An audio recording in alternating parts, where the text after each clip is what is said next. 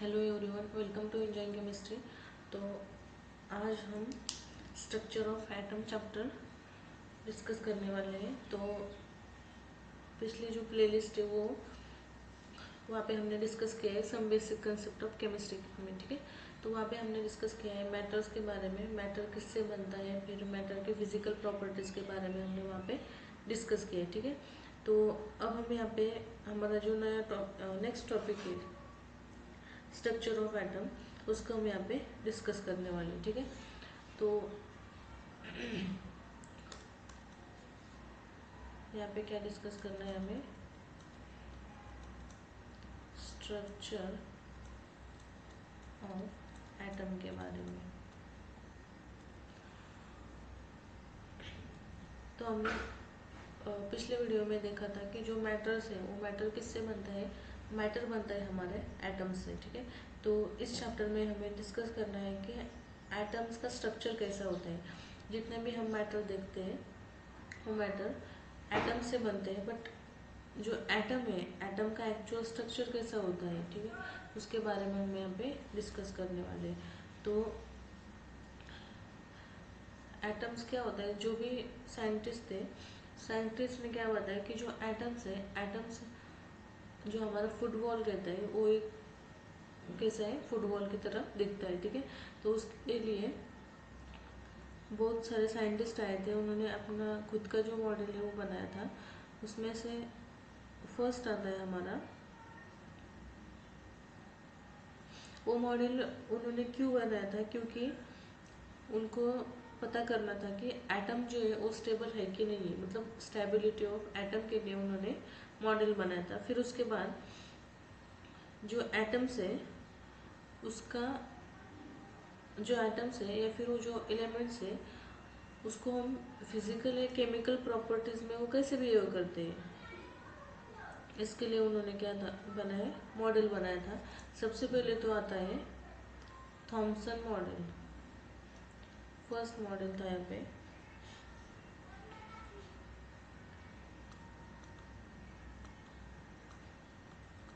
Thompson model, ठीक है। अब ये जो साइंटिस्ट थे थॉमसन, थॉमसन ने क्या बनाया, क्या बताया, थॉमसन के मॉडल को हम प्लम पुडिंग मॉडल भी कहते हैं। Plum pudding model, plum pudding model क्यों कहते हैं वो भी हम यहाँ पे डिस्कस करेंगे। जो थॉमसन थे, थॉमसन ने क्या किया, जो हमारा बॉल है, बॉल कैसा होता है हमारा, स्पेरिकल शेप में होता है। तो थॉमसन ने एक्सपेरिमेंट करने के बाद थॉमसन को पता चला कि जो भी पॉजिटिवली चार्ज है, पॉजिटिवली चार्ज जो है वो यूनिफॉर्मली यहाँ पे डिस्ट्रीब्यूट हुए, ठीक है। यूनिफॉर्मली चार्ज आयंस यहाँ पे डिस्ट्रीब्यूट हुए, और फिर उन्होंने ये पता लगाया कि जो भी हमारे पास पॉजिटिवली चार्ज आयंस है उनके सराउंडिंग में निगेटिवली चार्ज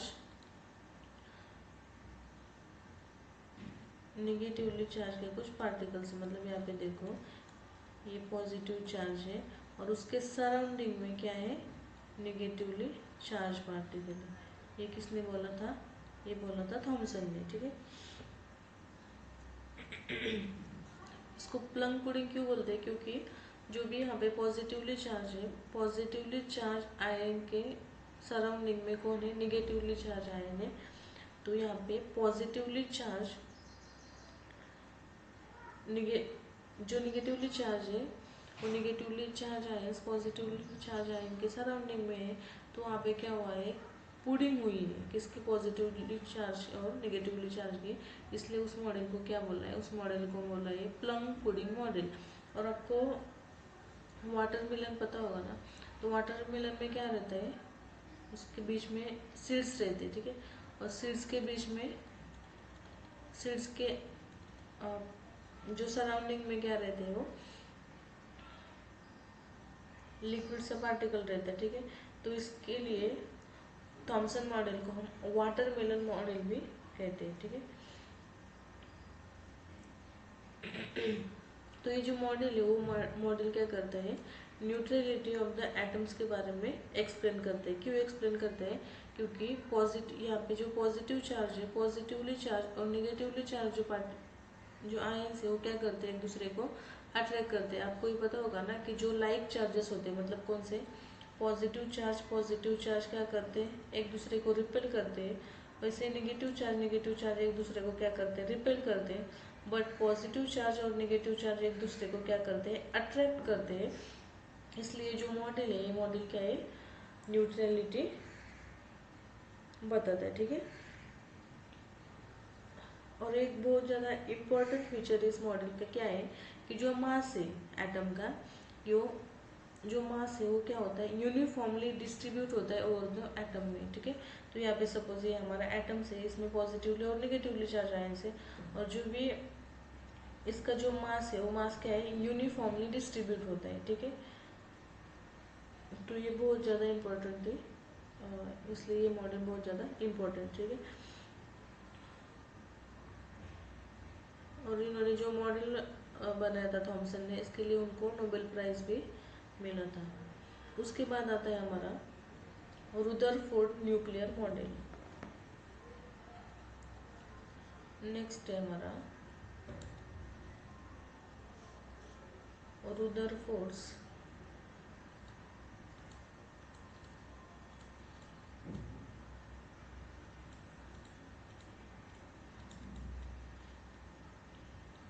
न्यूक्लियर मॉडल।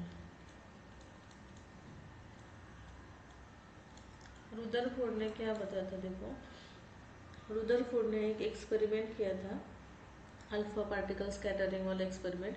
उन्होंने क्या किया था, एक यहाँ पे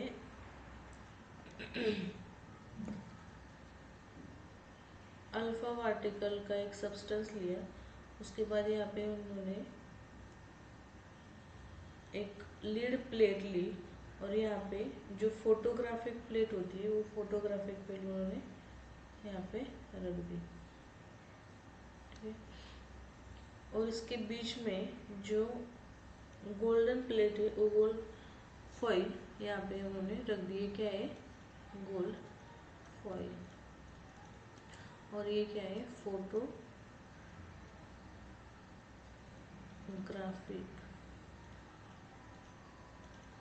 प्लेट। ये क्या है, लीड प्लेट।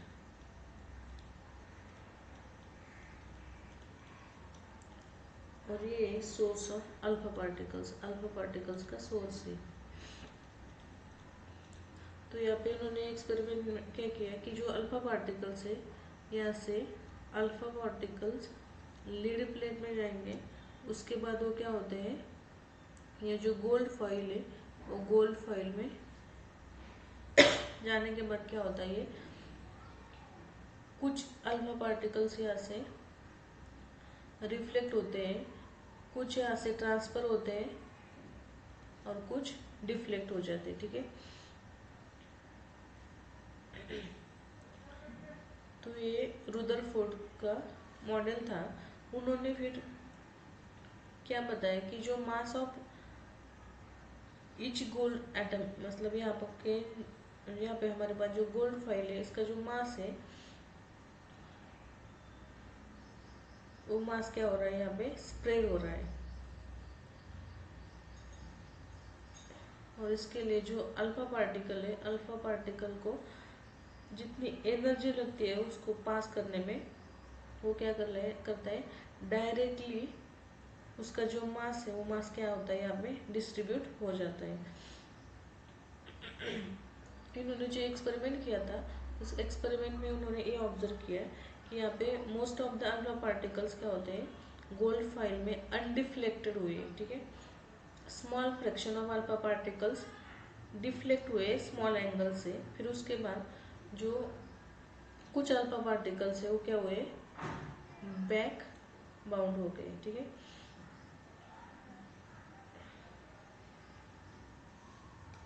फिर उन्होंने एक्सपेरिमेंट करने के बाद एक कंक्लूजन निकाला।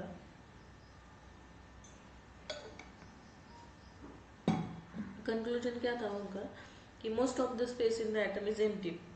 तो यहाँ पे जितने भी स्पेस थे यहाँ पे, मतलब यहाँ पे जो एटम्स था हमारा, ठीक है, यहाँ पे मैं लेती हूँ स्फेरिकल टाइप्स का एटम्स। उन्होंने क्या बोला कि यहाँ पे जो भी हमने अल्फा पार्टिकल्स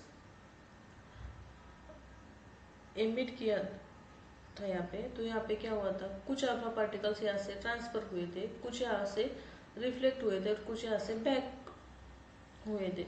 तो उन्होंने क्या बोला कि ये जो एम्प्टी स्पेस है, एम्प्टी स्पेस से जो अल्फा पार्टिकल्स है वो अल्फा पार्टिकल्स क्या हुए हैं, ट्रांसमिट हुए, मतलब उससे पास हुए। उसके बाद उन्होंने क्या बोला कि जो few positively charge alpha particle है वो क्या हुए, डिफ्लेक्ट हुए। डिफ्लेक्ट क्यों हुए, क्योंकि इनॉर्मस रिपल्शन फोर्स, इसमें क्या था, थोड़ा सा इनॉर्मस रिपल्सिव फोर्स था। वो क्या शो कर रहा था कि जो पॉजिटिव चार्ज है एटम्स के, वो स्प्रेड नहीं हुए थे थ्रू आउट द एटम।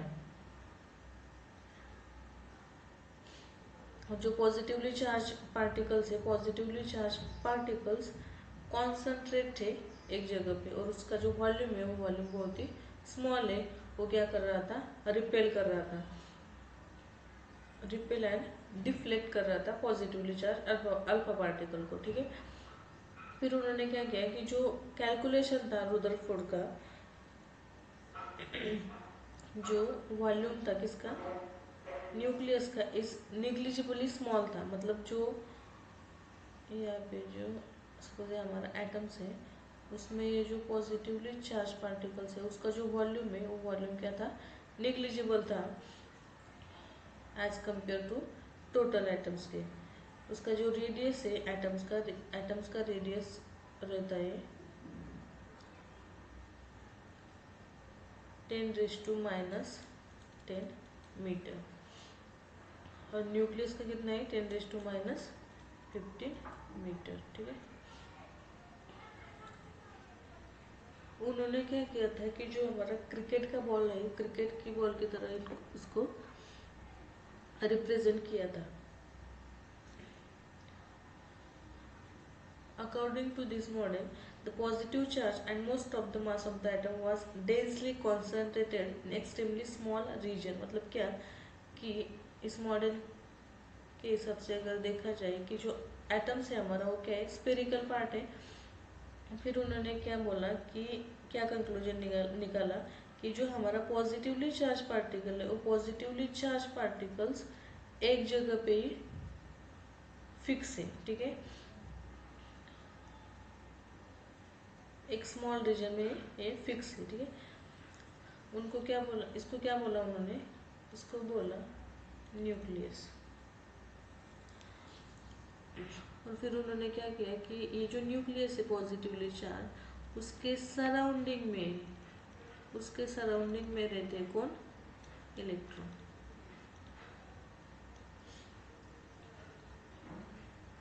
और जो इलेक्ट्रॉन्स है, ये इलेक्ट्रॉन्स क्या है, कंटिन्यूअसली मूव करते हैं। जैसे यहाँ पे पॉजिटिवली चार्ज हमारा न्यूक्लियस है, न्यूक्लियस सिर्फ एक जगह पे फिक्स है, बट जो इलेक्ट्रॉन्स है, इलेक्ट्रॉन्स क्या कर रहे हैं, इस न्यूक्लियस के साइड में इसे मूव कर रहे हैं। तो जो इलेक्ट्रॉन्स है, इलेक्ट्रॉन्स फिक्स नहीं है, वो कंटिन्यूअसली मूव कर रहे हैं। और जो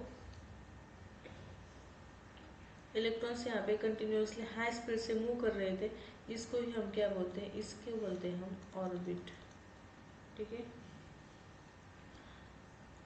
ये मॉडल किसको रिजेंबल करता है, ये मॉडल रिजेंबल करता है हमारे सोलर सिस्टम से। सोलर सिस्टम में क्या होता है, यहाँ पे सपोज सन है, सन के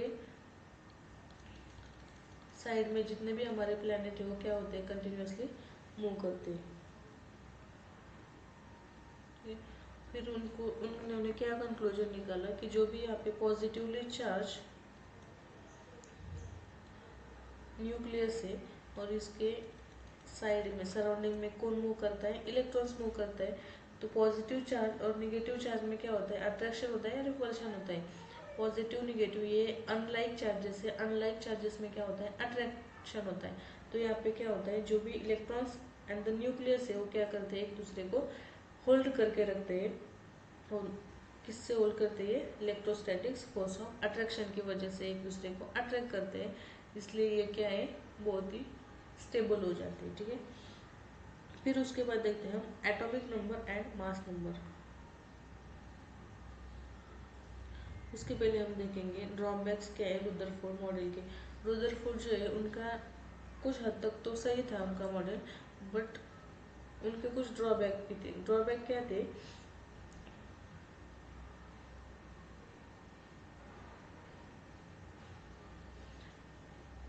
न्यूक्लियस क्या करता है, एक प्लेइंग रोल शो करता है, कैसे सन की तरह, and electrons being similar to lighter planets, ठीक है। तो जब भी क्लासिकल मैकेनिक्स आया था, क्लासिकल मैकेनिक्स जब अप्लाई हुआ सोलर सिस्टम पे, तब इन्होंने क्या शो किया कि जो प्लैनेट है वो डिस्क्राइब करता है well defined orbits around the sun. मतलब ये जो हमारा सन है उसके साइड में जो भी प्लैनेट यहाँ पे मूव कर रहे हैं कंटिन्यूसली, उसकी क्या हो रही है, मूवमेंट हो रही है। जब क्लासिकल थ्योरी आई, क्लासिकल मैकेनिक्स आया, तो क्लासिकल मैकेनिक्स ने क्या बोला कि जो ये प्लैनेट मूव कर रही है फिक्स ऑर्बिटल में मूव हो रहे हैं, ठीक है। उनके बीच में एक ग्रेविटेशनल फोर्स है, तो ग्रेविटेशनल फोर्स कौन सा है, वो G into m1 m2 divided by R square. यहाँ पे m1 m2 क्या है, मासेस है, और r क्या है, distance of the separation of the mass, and r क्या और g क्या है, यहाँ पे ग्रेविटेशनल कांस्टेंट है।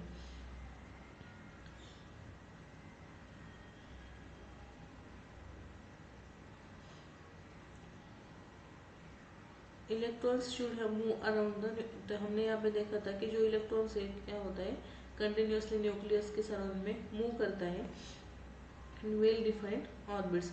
बट जब कूलम्ब फोर्स आया, कूलम्ब फोर्स क्या था हमारा, कूलम्ब फोर्स है हमारा k Q1/Q2 divided by R square. यहाँ पे Q1 Q2 का चार्जेस है, और r क्या है, distance of the separation of the charges, and k क्या है, proportionality constant between the electron and the nucleus, ठीक है।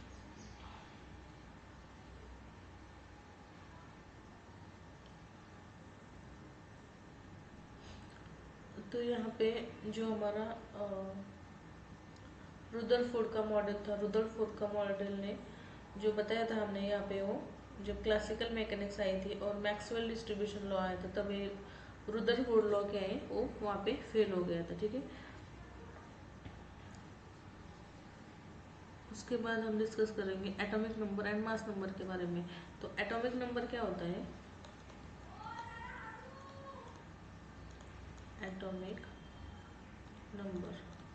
एटॉमिक नंबर क्या है, द नंबर ऑफ प्रोटॉन्स और number of electrons present in the nucleus.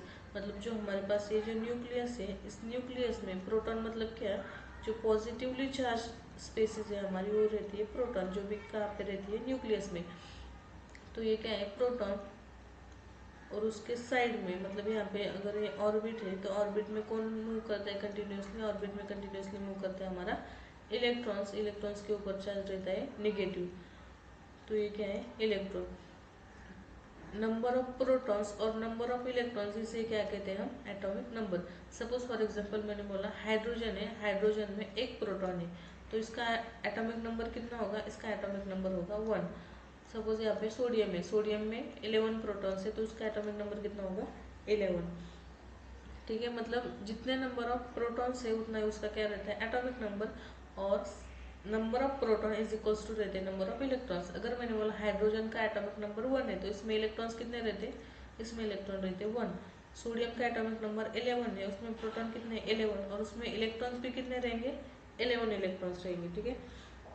तो एटॉमिक नंबर क्या है कि नंबर ऑफ प्रोटॉन्स और number of electrons present in the nucleus. और यहाँ पे जो हमारा न्यूक्लियस रहता है, न्यूक्लियस में कौन प्रेजेंट रहता है, न्यूक्लियस में प्रेजेंट रहता है प्रोटॉन एंड, सपोज ये एटम है, इसमें प्रेजेंट रहता है प्रोटॉन, प्रोटॉन के ऊपर चार्ज रहता है पॉजिटिव, और यहाँ पे रहता है न्यूट्रॉन। और ऑर्बिटल में कौन मूव करता है यहाँ पे कंटिन्यूसली, वहाँ पे रहता है निगेटिवली चार्ज इलेक्ट्रॉन। प्रोटॉन और न्यूट्रॉन, इसको कंबाइनली कहते हैं हम न्यूक्लियॉन्स। क्या कहते हैं इसको हम, न्यूक्लियॉन्स। तो इलेक्ट्रॉन को निगेटिवली चार्ज है, प्रोटॉन को पॉजिटिव चार्ज है, और न्यूट्रॉन जो है, न्यूट्रॉन चार्जलेस रहता है, ठीक है। उसके बाद देखते हैं हम मास नंबर। मास नंबर मतलब क्या कि number of protons plus number of neutrons, इसको कहते हैं मास नंबर। देखो यहाँ पे जो हमारा एटॉमिक नंबर है, एटॉमिक नंबर को हम डिनोट करते हैं Z से। फिर उसके बाद देखते हैं हम मास नंबर। मास नंबर क्या होता है, mass number is equals to क्या होता है, number of protons. Number of protons मतलब क्या, एटॉमिक नंबर मतलब Z plus number of neutrons, ठीक है। Total number of protons plus number of neutrons से क्या कहते हैं हम, मास नंबर। मास नंबर को किससे डिनोट करते हैं हम, कैपिटल A से, ठीक है।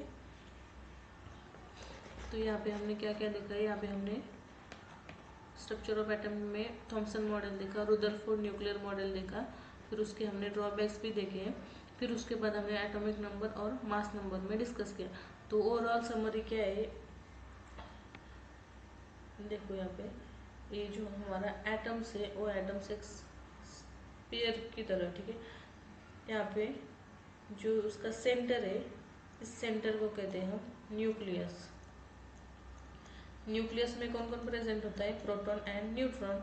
और जो यहाँ पे ऑर्बिटल है, यहाँ पे रहता है हमारा इलेक्ट्रॉन्स,